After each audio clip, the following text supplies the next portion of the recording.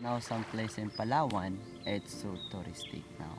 But in an expedition, not too much, and explore for the water, it's a beautiful here.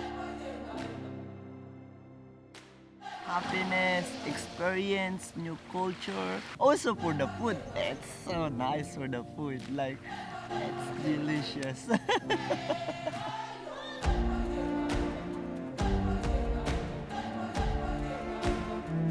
You can see for the beautiful like corals, like a turtle, and you can experience also for the simple life, like you sleep for the nepa hut, you wake up in the morning like wow, in the beaches, you know, you said like this is the life, this is the life.